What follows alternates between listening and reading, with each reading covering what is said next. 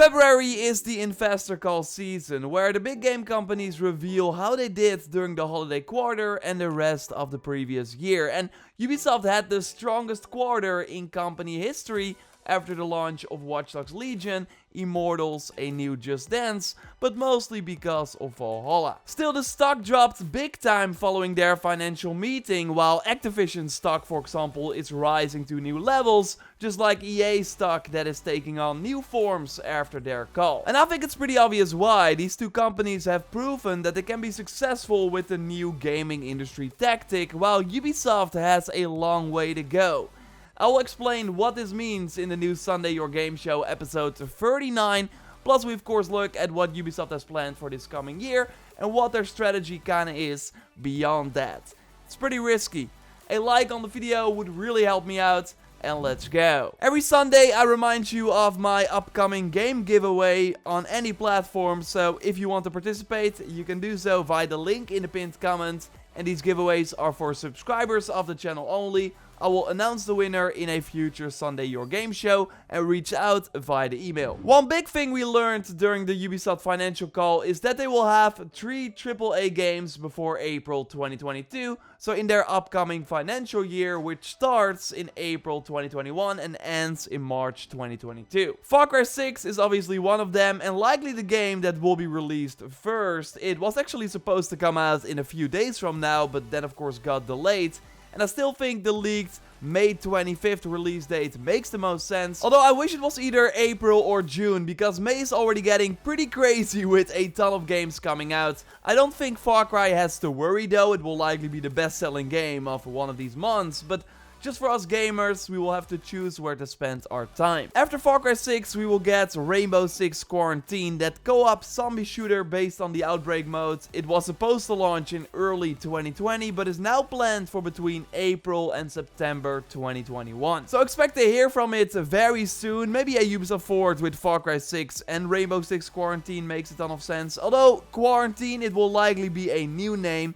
During the investor call, Ubisoft CEO said that it was something they were evaluating. So high chance it will happen, because you don't want to remind people of this horrible time we are still in, but hopefully have left behind us by the time this game comes out. The other AAA game before April 2022 is Skull and Bones. Yes, really, that pirate game that we haven't seen any new footage of since E3 2018. I actually played it there as well, weirdly enough. Back then it only had the naval combat, but it's likely way more like Sea of Thieves now, but then with realistic graphics. Assassin's Creed 4 Black Flag, but with free roam multiplayer. Like, I would be down for that actually. After years of silence, we finally got an update on the game in September 2020. Here they talked about how the game has evolved, and also that we would see more of Skull and Bones at a comeback next year. The Ubisoft Forward event in July did very well for Ubisoft last year. For one, it was of course way cheaper than E3, still had a ton of viewers,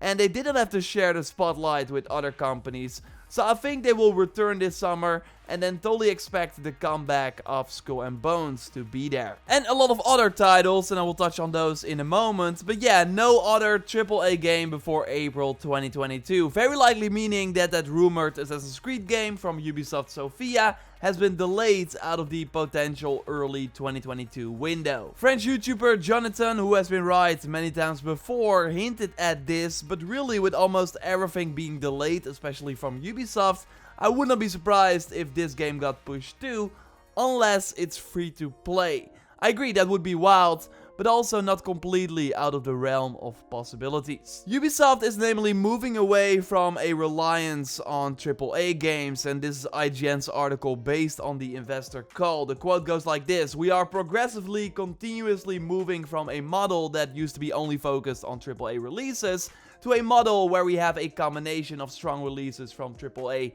and strong back catalog dynamics, but also complementing our program of new releases with free-to-play and other premium experiences." Back catalog are, by the way, games that launched in the previous financial year that continue to sell really well, like Odyssey and Origins, for example. But what this also means is that next to the big AAA games, we get more premium experiences that you still have to buy, but that don't have a huge budget compared to their AAA releases. So this year that will be Prince of Persia: Sands of Time Remake, Riders Republic, a new Just Dance, and maybe a Mario and Rabbids game. In January, the official Rabbids account changed the names from Rabbids Official to Mario Rabbids, as we see in this tweet from Asriel.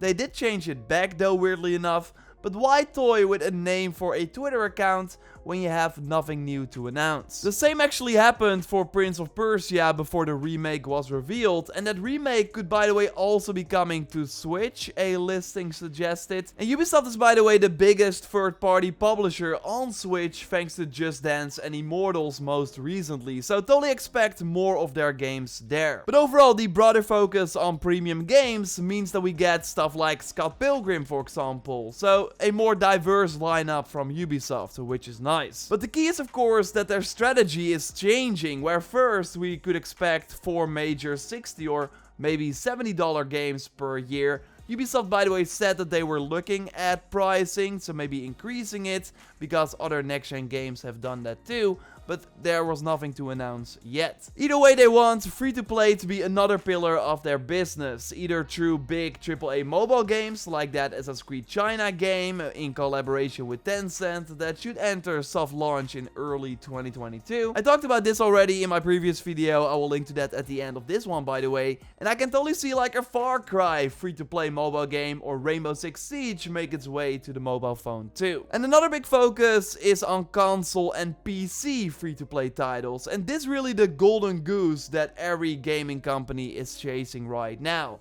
Apex Legends is namely the second biggest moneymaker for EA right now. It's on track to become a billion-dollar franchise, and that's in 2 years after its release, and it also has now 30% more players compared to last year. A new Switch version is coming on March 9th, and a mobile version is planned for this year as well, so that should grow the franchise even more. Like, EA is reaching a big new audience that would have never spent money on their full-priced games. And Warzone is another major example of this. It's one of the biggest games in the world right now, and you would think that a free-to-play Call of Duty game would then hurt the sales of a full-price game, right? Because why pay if you can play the game for free? Well, the opposite is actually the case. Cold War, the first Call of Duty game to launch in a post-Warzone world, after less than 3 months on the market, has already become one of the best-selling games in the US history. It's number 20, but of all games of all time in America. More people than ever are playing Call of Duty right now, also thanks to Call of Duty Mobile, and Activision sees that Warzone is actually the best marketing tool to reach Call of Duty players that now, because they are playing Warzone, are also more willing to buy the full-priced game. And Ubisoft has to be looking at this and wanting something like this as well. With free-to-play and mobile games, you're just reaching a way bigger audience that would first have never been interested in your products to begin with. So they want in on that action too, only their first attempt was a major flop. Hyperscape wasn't even mentioned on the investor call. It was already dead on launch, and when I just looked, it had 101 viewers on Twitch, which is bad for any game, and also nothing compared to the more than 50,000 viewers for Warzone and Apex Legends at the same time. I think you could argue that the last successful new IP that Ubisoft launched was For Honor in February 2017, although that game could have been way bigger. Same for Watch Dogs, that also never got to the level they wanted and is still struggling to find a big audience. The Division 1 was huge when it came out, but the Division 2 never met expectations, and I know they just announced more content for 2021 and 2022, but I would like to reverse that. Why did this have to be an announcement? It's actually an announcement that they were going to stop supporting this live service Destiny type game after 2 years. If it was a big hit, Ubisoft would have supported it for many years, as they are doing with even smaller games. I wouldn't be surprised if Ubisoft looked at their financial year 20, so from April 2019 until March 2020, where they only launched Breakpoint as a big AAA game, which of course flopped, but they still made quite a lot of money thanks to the continued success of Rainbow Six Siege and the Odyssey post-launch. Maybe they were looking at that and thinking, we want more of that. We want this baseline income so that every year we make profit, but then when we release something, it's a nice thing on top of it. And that's why I think all these publishers are chasing more the live service model. Having a good live service means that you also profit more, because the content, like an update for a live service game, costs way less marketing than a big new game, and the content is likely cheaper as well. You don't have to like do extensive motion capture and stuff like that. So you get a ton of money for less as well. And again, you can also reach a bigger audience that would normally not pay outright for games. And let's be honest, like the younger generation coming up playing games, they are used to free-to-play games. So if you want to grab them, you have to have a good free-to-play offering. But the problem with Ubisoft right now is that their recent success stories are these full-priced AAA releases. So with them saying, yeah, we will do less of that, but we will focus more on this free-to-play business that we haven't proven ourselves in. Look at Hyperscape. Has people worried. It's kind of risky. Although an Assassin's Creed free-to-play AAA game could be huge. Like if they're following the Activision model, where Activision said, we're gonna focus only on our big AAA franchises and make sure that more people around the world can play them via a mobile game and via a free-to-play offering. I think Far Cry free-to-play or Assassin's Creed free-to-play could be really, really huge. Like Battlefield is now also maybe doing a free-to-play offering next to their full-price release, and only makes sense. Or Halo is of course doing their multiplayer free-to-play.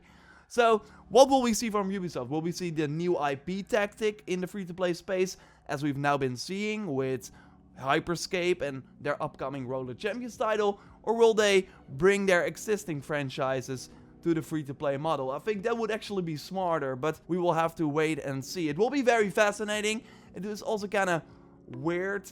I really think that in 5 years from now, we will see way less big releases, but more just updates to existing games. That kind of sounds less exciting to me, but we will have to wait and see. It's gonna be fascinating, and I want to, of course, keep you up to date here in the Sunday show. And of course, at the end of every Sunday video, I'm answering one of your questions that you left in the comments under my recent Sunday video. So leave a question under this video, and then it might be in the next Sunday video. Last week, I got a question from Top Red Ninja saying, here's my question, could they, for multiplayer of Assassin's Creed, do Battle Royale? And like I said multiple times, I really think that multiplayer will be coming back. Would not be surprised if this generation we finally get multiplayer back for Assassin's Creed. But I think it will be more like Unity, so co-op missions and not really PvP. But multiplayer might also fit better in a free-to-play Assassin's Creed title.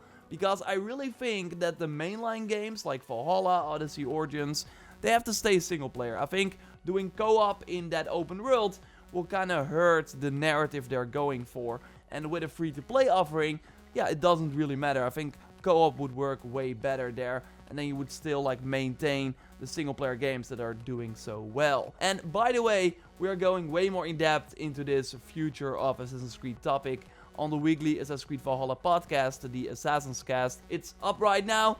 Totally give it a listen if you haven't already, or maybe you listened to it once, but I think you want to listen to this episode. Pretty interesting discussion. I will leave a link to it in the pinned comment. Subscribe, of course, for way more Valhalla content, gaming content in general, more Sunday videos every Sunday here. A like on the video would really help me out, and you can watch my previous video on that future of Assassin's Creed topic with kind of the highlights by clicking on the screen. For now, I will speak to you next time, and goodbye.